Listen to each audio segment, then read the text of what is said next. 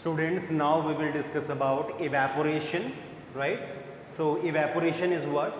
As we all know, the phenomenon of change of a liquid into vapor at any temperature below its boiling point is called evaporation. It means that evaporation एक ऐसा phenomenon है जिसमें कोई भी liquid vapour में change हो जाए किसी भी टेम्परेचर पे, राइट? टेम्परेचर का इसमें कोई भी रोल नहीं है, ओके? एक मॉडरेट टेम्परेचर हो, जनरल टेम्परेचर हो, तो वो चेंज हो जाएगा below it's boiling point. It means boiling point से बिलो, लेस में. बॉइलिंग पॉइंट जनरली क्या है? 100 degree Celsius. It means that below 100 degree Celsius पे किसी भी ऑर्डिनरी टेम्परेचर पे अगर लिक्विड वेपर में कन्वर्ट हो रहा है तो वो इवेपोरेशन है, राइट? सो अब क्यों हो रहा है, क्या रीज़न है इसके पीछे? Well, as we all knows, जो मैटर के पार्टिकल्स हैं, चाहे वो सॉलिड स्टेट में हो, लिक्विड में हो, गैस स्टेट में हो, उनकी अपनी एक काइनेटिक एनर्जी होती है और वो मूव करते रहते हैं, right? While in case of liquid, right, अगर मैं लिक्विड का केस मानूँ तो जो लिक्विड में जो सरफेस पे जो पार्टिकल्स होते हैं, फॉर एग्जांपल दैट ये कोई मैंने बीकर ले लिया, इसमें कोई वाटर है, ठीक है? जो सरफेस पे जो पार्टिकल्स हैं इनकी काइनेटिक एनर्जी जनरली ज़्यादा होगी. क्यों? क्योंकि ये डायरेक्टली कांटेक्ट में है हीट के. जो हीट एनर्जी ने सप्लाई हो रही है नेचर से, ये उसके डायरेक्ट कांटेक्ट में है तो ज़्यादा हीट एनर्जी मिलेगी. तो इस वजह से जो सरफेस के पार्टिकल्स होंगे उनकी kinetic energy as compare to जो यहाँ पे जो पार्टिकल्स हैं उनकी काइनेटिक एनर्जी से कम होगी. So due to high kinetic energy ये पार्टिकल्स इनके साथ जो इंटरमॉलिक्यूलर फोर्स ऑफ अट्रैक्शन है बिटवीन डिफरेंट पार्टिकल्स वो लीव कर जाएंगे बहुत जल्दी और वाटर लिक्विड से इजीली वेपर में कन्वर्ट हो जाएंगे, राइट? मैं फिर से रिपीट करता हूँ, सरफेस पे लिक्विड में जनरली उसके जो पार्टिकल्स हैं उनके जो सरफेस पे पार्टिकल मौजूद होते हैं उनकी जो काइनेटिक एनर्जी होती है वो जनरली ज़्यादा होती है, right, as compare to particle जो उसके बॉटम में प्रेजेंट है. तो जनरली सरफेस के पार्टिकल्स हाई हीट एनर्जी को अटेन करते हैं, गेन करते हैं और इससे वो बहुत easily from liquid to gas में कन्वर्ट हो जाएंगे. That's why evaporation commonly known as surface phenomenon. इसीलिए हम इसको सरफेस फिनोमिनन कहते हैं, क्योंकि जो सब्सटेंस चेंज होगा उसकी सरफेस पे जो काइनेटिक एनर्जी है उस सब्सटेंस की वो ज़्यादा होनी चाहिए, जैसे लिक्विड में होती है, जैसा कि मैंने बताया आपको. इसीलिए हम इवेपोरेशन को सरफेस फिनोमिनन कहते हैं, जबकि बॉइलिंग को हम बल्क फिनोमिनन कहते हैं, राइट? इवेपोरेशन एक स्पॉन्टेनियस प्रोसेस है, जैसे डिफरेंस भी पूछ लेता है एग्जाम में. इवेपोरेशन एक स्पॉन्टेनियस प्रोसेस है, नेचुरल प्रोसेस है, कोई भी एक फिक्स टेम्परेचर की रिक्वायरमेंट नहीं है. While in case of boiling आपको एक फिक्स टेम्परेचर की रिक्वायरमेंट होती है, राइट? इवेपोरेशन एक रैपिड मूवमेंट है, और जबकि बॉइलिंग में आपको टेम्परेचर देना होता है, एक बल्क मूवमेंट है, बबल्स फॉर्म होते हैं बॉइलिंग में. इवेपोरेशन में ऐसा कुछ भी नहीं होता, ओके? इवेपोरेशन में below boiling point water vapour में कन्वर्ट होगा, बल्कि बॉइलिंग में आपको एक फिक्स बॉइलिंग पॉइंट देना जरूरी होता है. तो ये तो कुछ डिफरेंस थे इवेपोरेशन और बॉइलिंग में, राइट?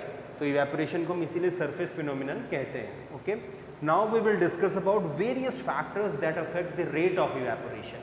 इवेपोरेशन को कौन कौन से फैक्टर अफेक्ट करते हैं, right? The first one is temperature, okay? तो टेम्परेचर कैसे इफेक्ट करेगा?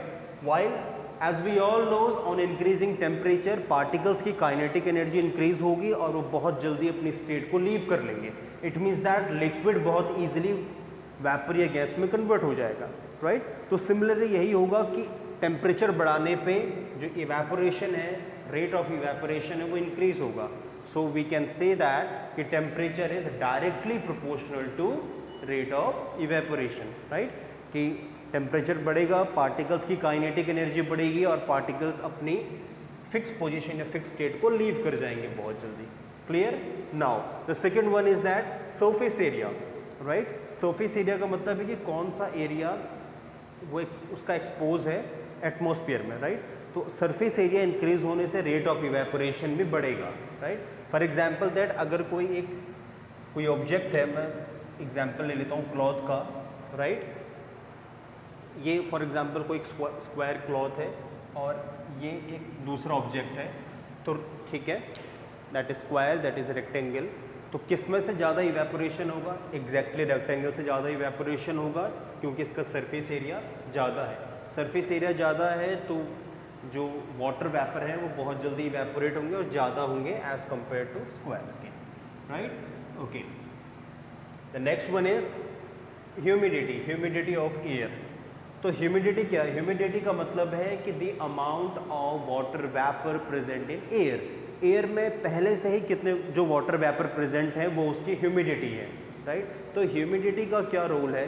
तो ह्यूमिडिटी होने से जो रेट ऑफ इवेपोरेशन है वो डिक्रीज होगा, वो उसका इनडायरेक्टली प्रोपोर्शनल होगा, right? It means that humidity बढ़ने से रेट ऑफ इवेपोरेशन कम हो जाएगा।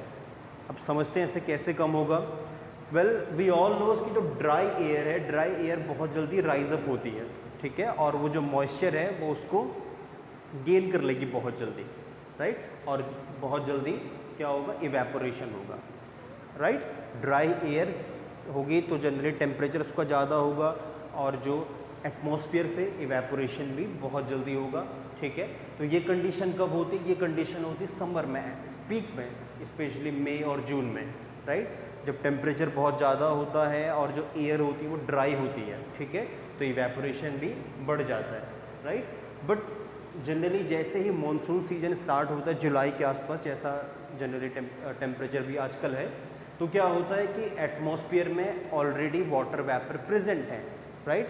तो वाटर वेपर प्रेजेंट होने से जो एयर है वो ड्राई नहीं हो पाती, ठीक है, वो मिक्स हो जाती है, इस वजह से वो एटमॉस्फेयर से एस्केप आउट नहीं हो पाते, राइट?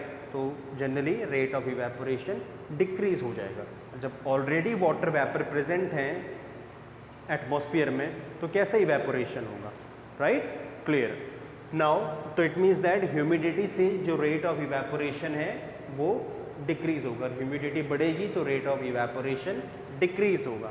सिमिलरली विंड स्पीड बढ़ने से रेट ऑफ इवेपोरेशन बढ़ेगा। बिल्कुल सिंपल है, ठीक है? अगर आप किसी क्लॉथ को नॉर्मल रूम टेम्परेचर पर रखें और किसी क्लॉथ को अगर आप फैन के नीचे रखें तो कौन पहले ड्राई होगा? स्पेशली जो फैन के नीचे वो पहले ड्राई होगा, क्योंकि जैसे ही विंड स्पीड बढ़ेगी तो पार्टिकल्स बहुत जल्दी जो वाटर के हैं वो वेपर में कन्वर्ट होंगे, राइट?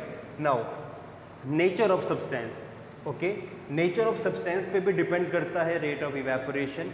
जनरली अगर जिस सब्सटेंस का बॉइलिंग पॉइंट जितना कम होगा वो उतनी जल्दी इवेपोरेट हो जाएगा, और जिसका बॉइलिंग पॉइंट जितना ज़्यादा होगा वो उतनी देर में इवेपोरेट होगा, as we all knows, right? For example that अगर मैं आपको एग्जाम्पल दूँ एल्कोहल और वाटर का या एसीटोन और वाटर का, तो पहले कौन इवेपोरेट होगा? एग्जैक्टली एसीटोन और अल्कोहल पहले इवेपोरेट होगा, क्योंकि उनका बॉइलिंग पॉइंट लेस है, कम है, ओके? तो अगर आप अल्कोहल है और वाटर है, so who will evaporate first? So alcohol, ठीक है, क्योंकि उसका बॉइलिंग पॉइंट कम है, वाटर का बॉइलिंग पॉइंट ज़्यादा है। तो जनरली नेचर ऑफ सब्सटेंस पे भी, या हम यहाँ पे एसीटोन का एग्जांपल ले लें, एसीटोन और वाटर, कौन पहले वेपराइज होगा?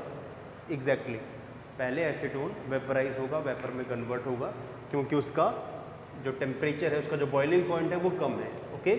सो hence we can say that कि नेचर ऑफ सब्सटेंस पे भी डिपेंड करता है, ओके? जिसका बॉइलिंग पॉइंट कम होगा वो पहले इवेपोरेट होगा, वेपर में कन्वर्ट होगा, right? The last one is pressure. Pressure का क्या रोल है? Well, on increasing pressure the rate of evaporation will decreases. Pressure बढ़ाएंगे तो रेट ऑफ इवेपोरेशन डिक्रीज होगा। जैसा कि मैंने अभी प्रीवियस वीडियो में बताया था आपको, pressure means force per unit area. अगर किसी एरिया पे हम फोर्स बढ़ाएंगे पर यूनिट एरिया पे तो क्या होगा कि पार्टिकल्स जो हैं, as we all knows evaporation एक सरफेस फिनोमिनन है, अगर हम उसके सरफेस पे ही प्रेशर एक्सर्ट करेंगे तो क्या पार्टिकल्स एक्सपोज होंगे एयर में, ठीक है? क्या वो हीट एनर्जी गेन कर पाएंगे? जी नहीं। तो इस वजह से क्या होगा कि इवेपोरेशन कम हो जाएगा कि अगर हम किसी भी सब्सटेंस पे प्रेशर एक्सर्ट करें, ओके? और इवेपोरेशन है ही सरफेस फिनोमिनन, पार्टिकल्स उसके सरफेस से ही कन्वर्ट होते हैं इजीली वेपर में, तो अगर हम उसके सरफेस पे ही प्रेशर एक्सर्ट कर लें तो कैसे इवेपोरेशन होगा? Hence we can say that pressure is indirectly proportional to evaporation. अगर प्रेशर इंक्रीज होगा तो रेट ऑफ इवेपोरेशन डिक्रीज होगा, अगर pressure decrease then rate of evaporation will increase. So these are some common factors that affect the rate of evaporation.